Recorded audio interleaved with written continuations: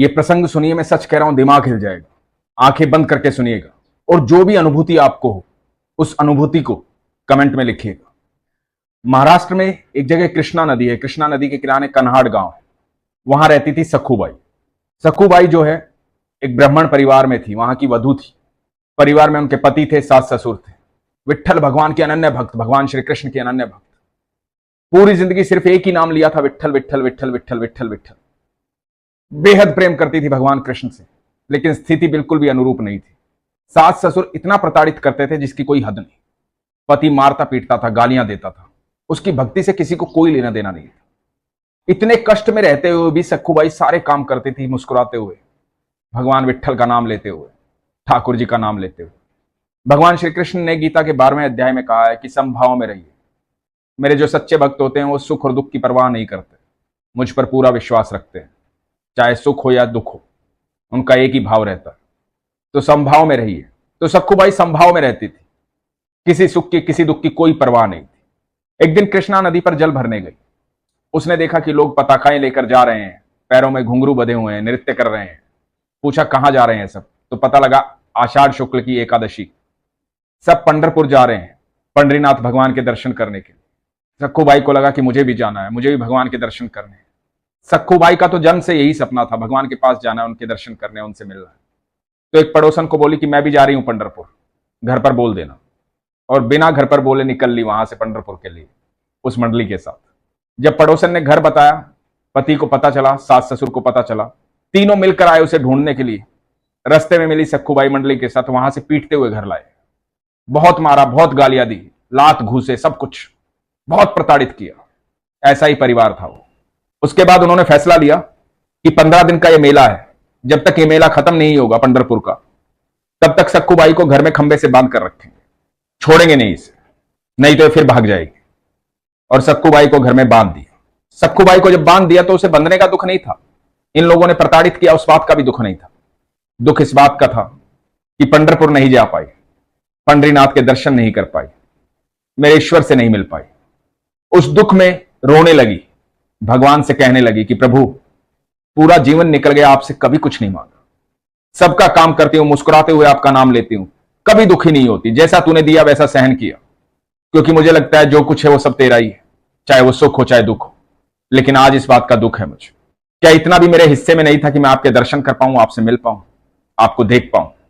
पहली बार कोई इच्छा जागृत हुई थी, पहली बार आ रही थी और वहां से उल्टा खींच लाए ये लोग। क्या इतना भी मेरे हिस्से में नहीं है? ये प्रार्थना इधर कर रही थी सखूबाई, और उधर बैकुंठ में भगवान श्री कृष्ण अपनी भक्त की प्रार्थना से उसके दुख से विचलित हो रहे थे। जब किसी सच्चे भक्त पर दुख आता है तो बैकुंठ छोड़कर आते हैं कृष्ण। इसीलिए वो ईश्वर है, इसीलिए वो सर्वेश्वर है। धरती पर आए श्री कृष्ण, एक महिला का रूप धारण किया। चुपचाप से सखूबाई के घर में घुस गए भगवान श्री कृष्ण और सखूबाई को जाकर के बोले, पंढरपुर नहीं जाना, पंडरीनाथ के दर्शन नहीं करने? तो सखूबाई ने कहा कि मैं तो यहां बंधी हुई हूं, मैं कैसे जा सकती हूं, और तू कौन है? तो भगवान श्री कृष्ण जो महिला के रूप में थे, उन्होंने कहा कि मैं तेरी मदद के लिए आई हूं, मैं यहां बंध जाती हूं, तू चली जा, दर्शन करके आ जाना।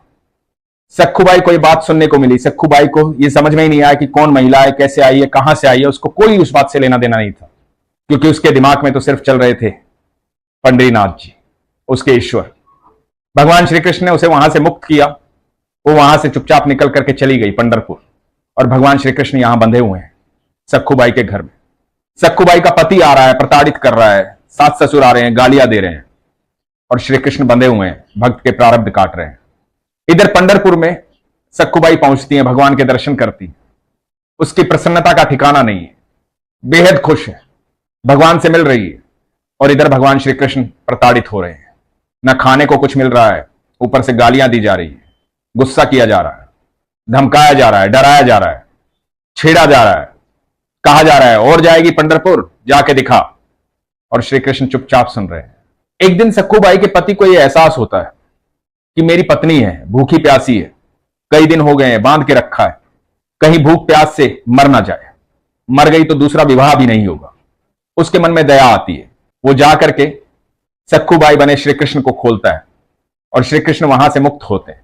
मुक्त होने का मतलब यह नहीं था कि श्री कृष्ण वहां से चले गए, अब भक्त का इंतजार है, सक्खूबाई आएगी, जब आएगी तब भगवान श्री कृष्ण जाएंगे, नहीं तो ये लोग सक्खूबाई को प्रताड़ित करेंगे कि वो कहां चली गई। भगवान उनकी सेवा कर रहे हैं, उनके परिवार की सेवा कर रहे हैं, अच्छा भोजन बना रहे हैं, झाड़ू पोछा कर रहे हैं, नदी से जल भरकर ला रहे हैं। सारे काम जो सक्खूबाई करती थी भगवान कर रहे हैं घर में। अब भगवान के हाथ का बना हुआ भोजन वो लोग खा रहे हैं तो उनके विचार बदल रहे हैं। स्वयं त्रिलोकी ने भोजन बनाया है, स्वयं त्रिलोकी वहां वास कर रहे हैं, लगातार उनका व्यवहार बदल रहा है। उनका व्यवहार सक्खूबाई के प्रति बहुत अच्छा हो गया। इधर सक्खूबाई जो है भूल ही गई है कि मेरी कोई सहेली वहां पर आई थी और वो बंधी हुई है, किसी महिला ने मेरी मदद की। वो तो भगवान को देख करके भजन कीर्तन में इतनी लीन हुई कि भगवान में ही विलीन हो गई। क्योंकि सक्खूबाई ने सोच लिया था कि इसी देह के साथ कभी पंढरपुर से बाहर नहीं जाऊं, कभी वहां नहीं जाऊंगी, मेरे गांव नहीं जाऊंगी। वो भूल गई थी और एक दिन हुआ यूं कि कीर्तन करते करते, भजन करते करते वहीं भगवान में विलीन हो गई, वहां देह त्याग दी। इधर भगवान इनके परिवार की सेवा कर रहे हैं। वहां मंदिर में किसी ब्राह्मण ने देखा कि ये तो सक्खूबाई है, हमारे गांव की, तो सक्खूबाई का अंतिम संस्कार कर दिया। पहले जमाने में ऐसा होता नहीं था कि खबर पहुंचाई जाएगी, क्योंकि फोन वगैरह कुछ होते नहीं थे, चिट्ठी पत्री कई दिन में पहुंचेगी, संदेशा कौन लेकर जाएगा और इतनी देर शरीर कहां रखा रहेगा, तो वहीं पर अंतिम संस्कार कर दिया गया। उधर बैकुंठ में मां रुक्मणी ये सब देख रही है कि भगवान श्री कृष्ण उसके परिवार की सेवा कर रहे हैं और इधर सक्खूबाई का अंतिम संस्कार हो रहा है। मां रुक्मणी बैकुंठ से आती हैं, शमशान पहुंचती हैं। सक्खूबाई का जब अंतिम संस्कार हो रहा है, सब लोग चले गए हैं, तो सक्खूबाई को फिर से जीवित करती है और कहती है कि तुमने कहा था ना कि पंढरपुर से बाहर इस देह के साथ नहीं जाओगी, अब तुम्हारी देह बदल गई है, मैं रुक्मणी हूं, तुम जाओ यहां से, अपने घर जाओ, अब सब ठीक होगा, निश्चिंत रहना। सक्खूबाई मूर्छा में थी, उसी मूर्छा में वहां से पंढरपुर से चलती हुई वो अपने घर की तरफ बढ़ रही थी, तो देखा कृष्णा नदी के किनारे वो सहेली यानी कि भगवान श्री कृष्ण जल भरने आए थे। तो भगवान श्री कृष्ण सक्खूबाई से मिले और सक्खूबाई को बोला कि ये लो जल की गगरी, जाओ अपने घर। सक्खूबाई ने कहा कि सखी, मैं नहीं जानती तुम कौन हो, लेकिन तुमने मेरी बड़ी मदद की, इस मदद के कारण मैं मेरे भगवान से मिल पाई, उनके दर्शन कर पाई।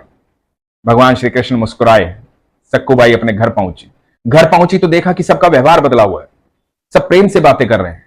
ऐसे व्यवहार की कभी कल्पना भी नहीं की थी। व्यवहार बदले भी क्यों ना, इतने दिन स्वयं भगवान जो वहां रहे हैं, इसलिए परिवार का व्यवहार बदल गया। सब ठीक ठाक चल रहा था। भगवान श्री कृष्ण और रुक्मणी बैकुंठ चले गए थे। अचानक से वो ब्राह्मण आया जिसने सक्खूबाई का अंतिम संस्कार किया था। उसने सक्खूबाई को देखा, वो खबर देने आया था कि सक्खूबाई नहीं रही और हमने अंतिम संस्कार कर दिया है, लेकिन उसने सक्खूबाई को जैसे ही देखा वो हैरान हो गया। वो बोला कि तुम यहां कैसे हो सकती हो, मैंने तुम्हारा अंतिम संस्कार किया है। घर वालों ने कहा कि ये तो यही थी। ब्राह्मण ने बताया कि मैंने पंढरपुर में इसका अंतिम संस्कार किया, ये कैसे हो सकती है। सब हैरान थे, बोले कि नहीं, ये तो यही थी, ये पंढरपुर कभी गई ही नहीं। तो ब्राह्मण ने कहा कि बहुत सारे लोग थे वहां जो जानते हैं कि सक्खूबाई का अंतिम संस्कार हुआ है, ये कैसे हो सकता है। तो परिवार वालों ने दबाव दिया, बोला कि सच बताओ, क्या हुआ, कैसे हुआ, क्या कह रहे हैं ये। तो सक्खूबाई ने बताया कि घटना सारी इस तरह से हुई थी, मूर्छा में थी, मुझे सब कुछ याद नहीं, लेकिन रुक्मणी जी आई थी, मैं शमशान से बाहर निकली थी, उन्होंने कहा था तुम जाओ, सब ठीक मिलेगा। जब परिवार को ये सारी बात पता चली तो परिवार खुद को क्षमा नहीं कर पाया, भाव विभोर हो गया। हमारे घर भगवान श्री कृष्ण आए थे, हमने उनको बांध के रखा, विट्ठल भगवान को बांध के रखा, हम कैसे क्षमा मांगे। हमारी बहू लक्ष्मी है, ऐसी भक्त है जिसके लिए स्वयं भगवान आए। उस दिन से उस घर का व्यवहार बदल गया। प्रेम ही प्रेम था वहां पर, भक्ति ही भक्ति थी वहां पर। दोस्तों, बहुत सारे संदेश मुझे आते हैं, लोग कहते हैं कि मेरे घर में लोग नॉनवेज खाते हैं, मैं नहीं खाता या मैं नहीं खाती, तो मैं क्या करूं, मैं कैसे लड्डू गोपाल की सेवा करूं, मैं भगवान की कैसे सेवा करूं। बहुत सारे लोगों के घर में बहुत सारी परेशानी है, किसी की सास नहीं मानती, किसी का ससुर नहीं मानता, किसी के पति नहीं मानते, कोई भगवान को मानता है, कोई नहीं मानता। आप यकीन मानना, ऐसी परिस्थिति में भी आपका विश्वास यदि कमजोर नहीं होता है तो स्वयं भगवान आपके पास मिलने आते हैं और आपकी रक्षा करते हैं, आपके साथ रहते हैं। यह विश्वास हमेशा बनाए रखना।